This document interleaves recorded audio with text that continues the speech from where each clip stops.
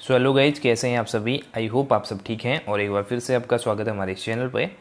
Guys, जो आज की वीडियो है उसके अंदर हम डिस्कस करने वाले हैं यूकेएसएससी द्वारा जो संवाद हैं वो यहाँ पे जारी किए गए हैं। इसके अंदर 3 संवाद की बात हम करेंगे। 2 संवाद जो आज जारी किए गए हैं और एक संवाद जो कल यहाँ पे जारी किया गया था, जो अलग अलग पोस्ट से हमारे रिलेटेड है। सबसे पहले बात करते हैं जो कल संवाद यहाँ पे जारी किया गया था। उसमें बात करी थी जो सहायक लेखाकार की परीक्षा हुई थी उसके संबंध में यहाँ पे ये संवाद था। और इसमें कहा गया है कि जो 12 से 14 सितंबर के बीच में आपकी आयोजित की गई थी सहायक लेखाकार की परीक्षा, और उसके अंदर विभिन्न शिकायतें आयोग के पास आ रही हैं, आपत्तियां आयोग के पास आ रही हैं। तो इससे रिलेटेड यहाँ पे 2 ग्रुप्स बन गए हैं। एक ग्रुप कह रहा है कि पेपर को कैंसिल किया जाए क्योंकि इसमें बहुत सारी मिस्टेक्स थी, हिंदी में यहाँ पे लैंग्वेज में मिस्टेक्स थी। इसके अलावा पेपर का लेवल काफ़ी हाई था, तो इसके चलते पेपर को कैंसिल किया जाना चाहिए। और दूसरी तरफ कुछ जो दूसरा समूह है, दूसरा ग्रुप है, उसका ये कहना है कि पेपर को कैंसिल नहीं किया जाना चाहिए क्योंकि इसमें इतनी बड़ी दिक्कत कुछ नहीं थी, छोटी मोटी गलतियां थी, बट जो है पेपर कैंसिल नहीं होना चाहिए, पेपर ठीक था।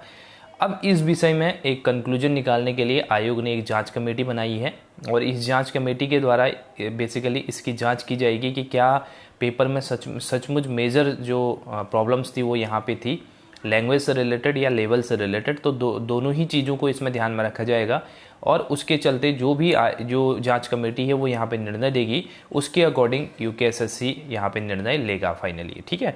और इसके रेफरेंस में यहाँ पे ये बात भी कही गई आयोग के द्वारा कि सर्वोच्च न्यायालय के द्वारा ये भी बताया गया है जब तक पेपर में गंभीर जो समस्याएं हैं, गड़बड़ियाँ हैं वो ना हो तब तक पेपर को कैंसिल नहीं किया जाना चाहिए, क्योंकि इसमें काफ़ी रिसोर्सेज लगते हैं, काफ़ी टाइम लगता है। और इसके अलावा काफ़ी एक तरह से एक बार पेपर कैंसिल हो गया तो उसके बाद काफ़ी टाइम बाद भी यहाँ पे कंडक्ट करवाया जाता है पेपर, बेसिकली ये देखा गया है, ठीक है। तो इसके चलते यहाँ पे ये बात भी कही गई है, बट जो फाइनल रिजल्ट है, फाइनल बेसिकली जो ओपिनियन है आयोग के द्वारा वो यहाँ पे रिलीज किया जाएगा, उसका हम वेट करते हैं। और जो ये बात थी हमारी यूकेएसएससी सहायक लेखाकार की परीक्षा से रिलेटेड। दूसरा जो संवाद है वो आपका संशोधित परीक्षा कार्यक्रम को लेकर है। यहाँ पे जो भी आपका कनिष्ठ सहायक का विज्ञप्ति संख्या 25 जो थी उसके अंदर जो कनिष्ठ सहायक का यहाँ पे पेपर होना था, उसके पेपर में यहाँ पे जो चेंजेज हैं वो यहाँ पे किए गए हैं। जो पेपर पहले कराया गया था उसके डेट में यहाँ पे चेंज, जो पहले यहाँ पे 24 अक्टूबर को करवाई जानी थी पेपर, उसकी जो डेट है उसको चेंज करके 31 अक्टूबर यानी कि रविवार को कर दिया गया है, 31 अक्टूबर को कर दिया गया है। तो इस चीज़ को आप देख सकते हैं, अगर आपका एक एग्जामिनेशन है तो उसके केस में आप ये जो 24 अक्टूबर वाली डेट थी उसको अब चेंज कर दिया गया है, इसको आप ध्यान में रखेंगे। यहाँ पे बताया भी गया है उत्तराखंड सेवा चयन आयोग के पत्रांक दिनांक 25/8/2021 द्वारा 5 लिखित परीक्षाओं का कार्यक्रम जारी किया गया था। उक्त परीक्षा कार्यक्रम में क्रम संख्या 1 और 2 पर अंकित परीक्षाओं का आयोजन आयोग द्वारा निर्धारित तिथि पर किया गया। जैसा कि आयोग द्वारा पूर्व में स्पष्ट किया गया था कि परीक्षा केंद्रों की उपलब्धता कम होने के कारण लिखित परीक्षाओं की तिथि में परिवर्तन किया जा सकता है।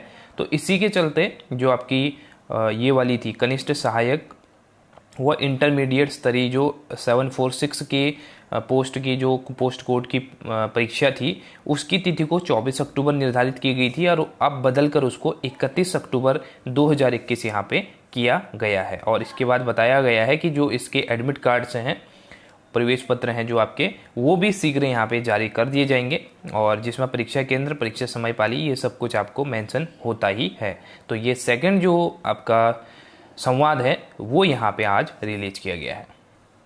अब बात करते हैं जो तीसरा संवाद यहाँ पे जारी किया गया है। बेसिकली इसके अंदर तो आयोग कुछ ज़्यादा ही एडवांस लेवल पे पहुँच गया है और 8 तारीख का संवाद इन्होंने 7 तारीख को ही यहाँ पे जारी कर दिया गया है। बेसिकली डेट 8 तारीख डाली गई है, यानी कल की डेट डाली गई है, बट शायद आयोग का कल तक का इंतजार नहीं कर पाया तो आज ही उन्होंने ये जो लेटर है उसको पोस्ट कर दिया। इसके अंदर बताया गया है कनिष्ठ सहायक का जो कि इंटरमीडिएट स्तर की 746 जो पोस्ट कोड था उसके अंदर जो आपके एक तरह से एप्लीकेशन जिन्होंने भरा हुआ था वो लोग, उन लोगों का यहाँ पे चेंजेस के लिए एक मौका दिया गया था। उनको अपने जो कैटेगरी है या जो विभिन्न चेंज करने हैं उनको अपने उसमें एप्लीकेशन में, उसको चेंज के लिए यहाँ पे एक मौका दिया गया था आयोग के द्वारा। और उसके बाद सभी जो आपके आवेदन करता हैं, अभ्यर्थी हैं, उनका कहना है कि हमने यहाँ पे अपने डिटेल्स को चेंज कर दिया है, बट अभी भी जो पुरानी डिटेल है वही यहाँ पे शो हो रही है पोर्टल में। तो इससे रिलेटेड बात यहाँ पे कही गई है आयोग के द्वारा कि इसमें कोई प्रॉब्लम नहीं है, जो आपके चेंजेस हैं वो यहाँ पे हो चुके हैं, बट जो एक तरह से हम सर्वर का प्रॉब्लम कह सकते हैं या फिर हम जो सॉफ्टवेयर का प्रॉब्लम या वेबसाइट का प्रॉब्लम कुछ भी कह सकते हैं, उसके हिसाब से यहाँ पे कुछ कठिनाइयाँ आ रही हैं आयोग को, जिसके द्वारा जो अपडेटेड डेटा है वो यहाँ पे अभ्यर्थी को नहीं दिख रहा है। तो इसमें परेशान होने वाली कोई बात नहीं है। डेटा जो आपने एंटर किया है, दोबारा जो आपने करेक्शन किया है, वो करेक्शन हो चुका है, आयोग की वेबसाइट पे पहुंच चुका है, बट यहाँ पे इनिशियल जो वेबसाइट है उस पर नहीं दिख रहा है। तो उसमें ये प्रॉब्लम ना हो इसलिए ये आपको संवाद जारी किया गया है कि आपका डेटा अपडेट हो चुका है। जो फाइनली आपका एडमिट कार्ड जारी किया जाएगा तो उसके अंदर आप देखेंगे कि जो आपने यहाँ पे अपडेट किया था डेटा, जो आपने करेक्शन किया था, उस करेक्शन डेटा के फॉर्म में ही आपका जो एडमिट कार्ड है वो यहाँ पे जारी किया जाएगा। यही इस जो संवाद है उसमें बताया गया है। इस संबंध में पुनः स्पष्ट करना है कि डेटा की कठिनाइयों के कारण आवेदन पत्र को संशोधन के लिए खोलने में हो रही कठिनाइयों के कारण ही आवेदन पत्र के बाहर संशोधन का अवसर दिया गया है। ऐसे में आवेदन पत्र को संशोधित नहीं होगा, किंतु अभ्यर्थी द्वारा जो संशोधन उस प्रारूप में किए गए हैं उनका संज्ञान आवेदन पत्र के ही संशोधन के रूप में आयोग द्वारा लिया जाएगा। तो ये बात यहाँ पे कही गई है, जो भी आपने यहाँ पे संशोधन किया है उसका ही जो संज्ञान है वो यहाँ पे आयोग लेगा। अभ्यर्थी अपने किए गए संशोधन का भी अभिलेख कृपया अपने पास रखें, यानी कि जो भी आपने यहाँ पे करेक्शन किया है तो उसका एक कॉपी आपने एप्लीकेशन आपने प्रिंट किया होगा, तो उसको अपने पास रेफरेंस के लिए आपने रखना है फ्यूचर में। जैसे आयोग के द्वारा कल के दिन में ये ना बोला जाए कि आपने चेंज नहीं किया, तो उसके लिए आपके पास प्रूफ होना चाहिए कि मैंने चेंज किया था बट पोर्टल पर ये चेंज नहीं दिखा रहा था। तो उस केस में आप अपने पास एक एप्लीकेशन को प्रिंट करके उसको रख सकते हैं रेफरेंस के तौर पे, ठीक है। तो ये बात थी हमारी जो तीसरा यहाँ पे संवाद जारी किया गया था। तो यही थी आज के वीडियो में इन्फॉर्मेशन।